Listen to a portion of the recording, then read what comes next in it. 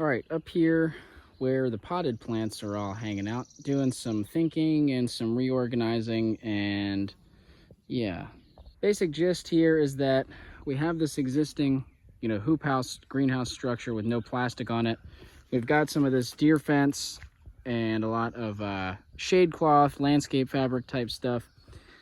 And this frame combined with that material makes this a relatively easy place to establish a deer exclusion zone for the potted plants. All the air printing beds have their own cages, so they're protected.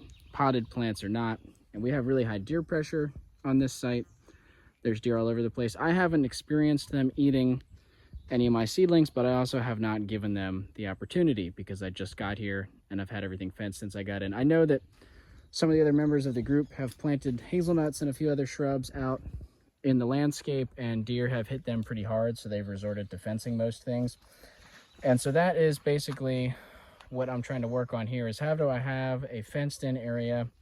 When I moved all the plants up from the old site, I was just really in a rush to get everything out of the truck and get it kind of into as small as area as possible, get it fenced and head out, because I had a lot of other stuff to do with the move. Now I'm down here, and having pots that wide, it makes it very difficult to get in there to do any weeding, touch up any mulch, even just to get in and water. This is kind of too far away from the pathway. It's too wide of a row. Even more so on this side, I can't even reach that far. And so what I'm trying to do is sort of space things out a little bit and also organize things somewhat by species. You can see this ash tree here is really having some sort of issue. Maybe we'll come back to that, but that's not the point that I want to talk about in this video. What I'm trying to do is organize so that things that prefer more shade are here on my right hand side when I'm facing this way, right hand side, because they get some shade cast from these trees here. Basically west is that way ish, and so east is behind me. We get some shade from here.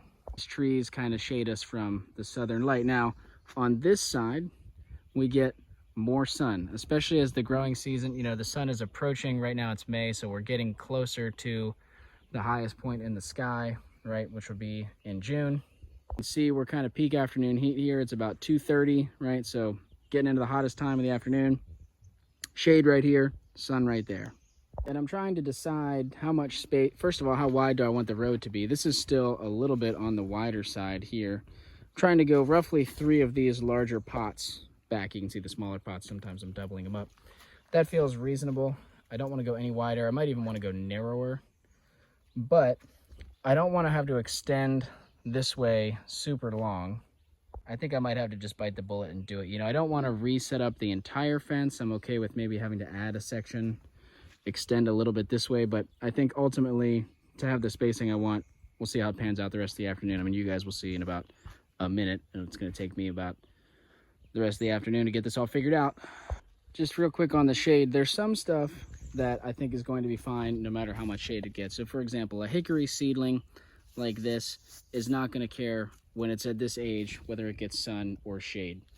There actually are some advantages to the shade. The pots won't dry up as fast, but as far as what that seedling needs, they're adapted to having full sun or a little bit of shade when they're younger. So hickories like that. Redbud's another example. They could do both. We have other species such as these peach, these honey locusts in here. They really want as much sun as possible.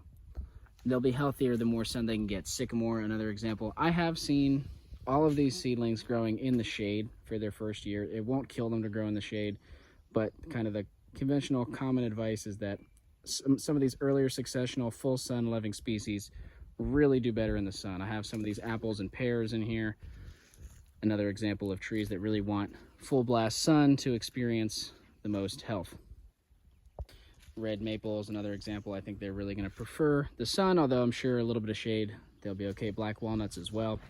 Now, because a lot of these are in fabric pots, I'm going to try to keep all of the fabric pots on the shady side because they dry out faster than the plastic pots since they're breathable.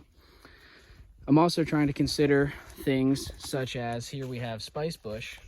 Spice bush really prefers shade, so there's a little bit of sun on them right now, but generally speaking, they're on the shadier side of, you know, this little enclosure. So trying to keep the shade stuff, prioritize that they get the shade. The really sun-loving things, prioritize that they get the sun.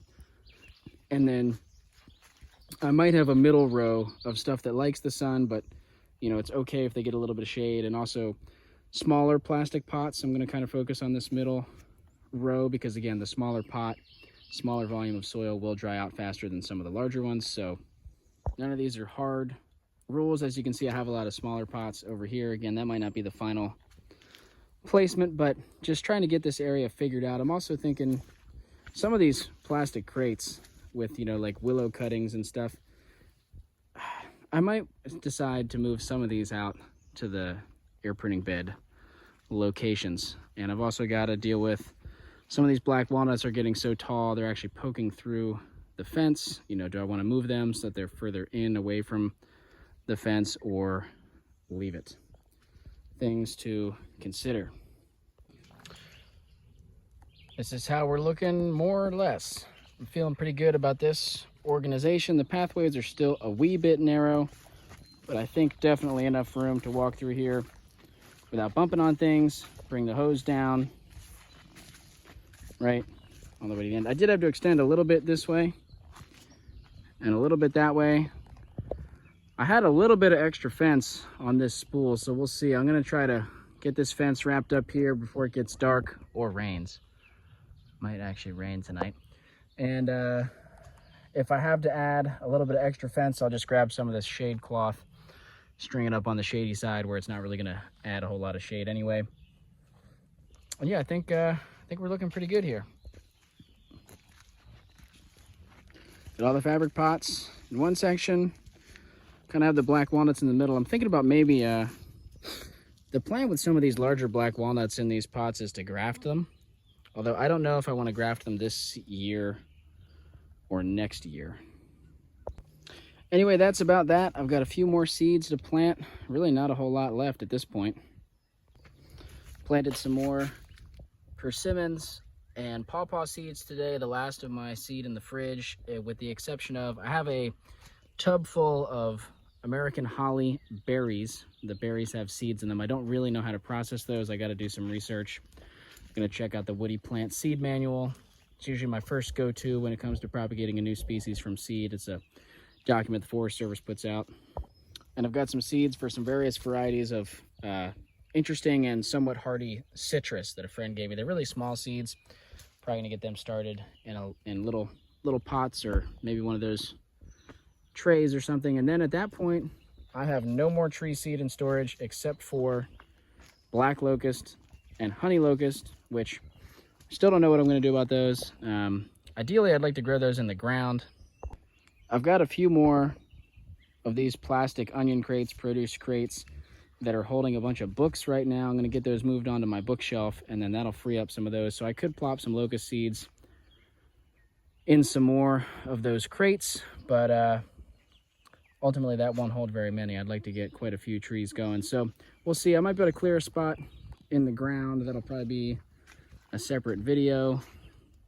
The major thing is that the foliage on them is very desirable by deer. They do also sometimes produce thorns. You can see these ones. These are honey locusts. These don't have any thorns yet.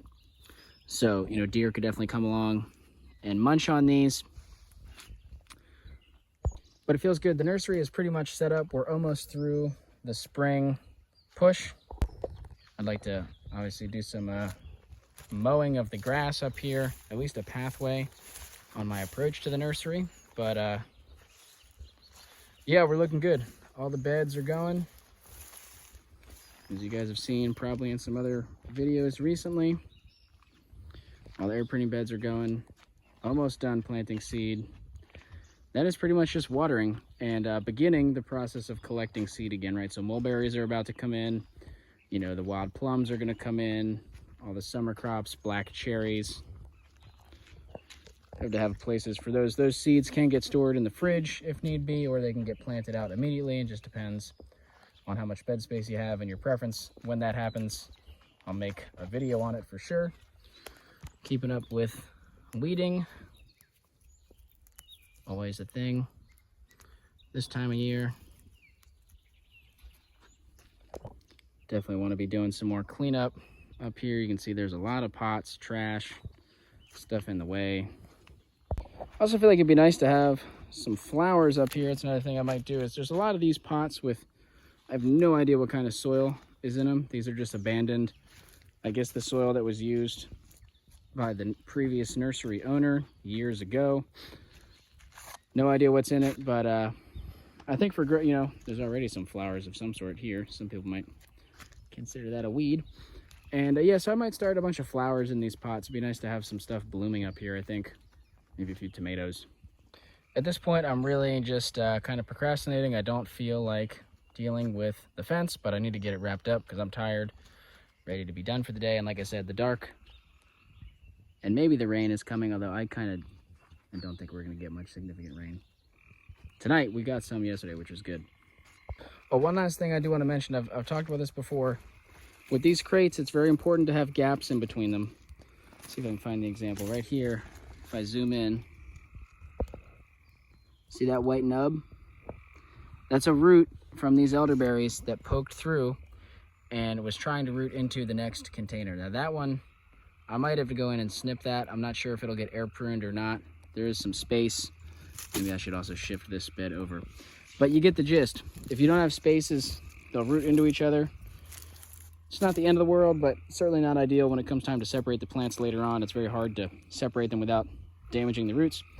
Of course, if you do it in the dormant season, damage to those feeder roots typically will not set the tree back too far. I am interested to see if the same phenomenon happens with these fabric pots. If I have these pots touching, are they going to root into one another? I don't know.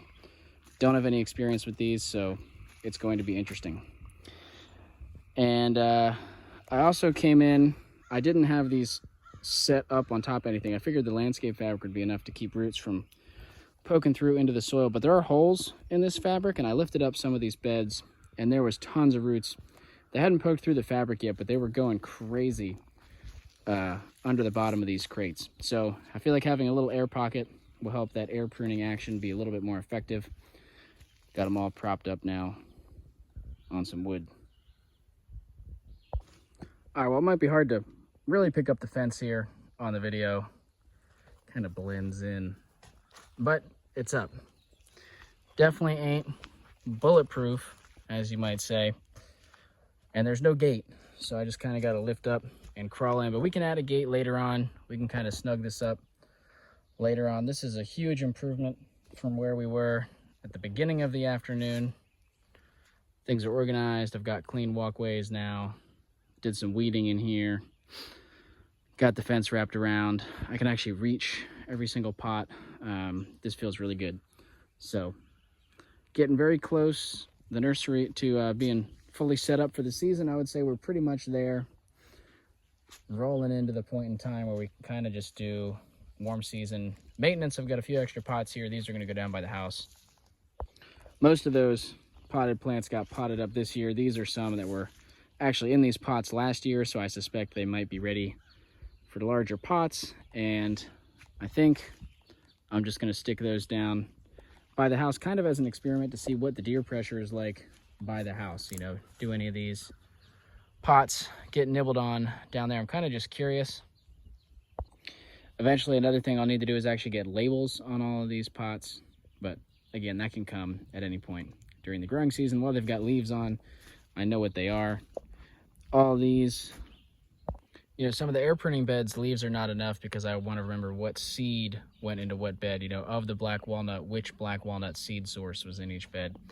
Whereas these pots, these were all leftover, pretty much just straight species from local wild stock seed. None of these were specifically seed from cultivar varieties or anything like that. So I don't need to worry about keeping this black walnut separate from that black walnut as an example. I just need to know black walnut versus pawpaw, just what species am I working with.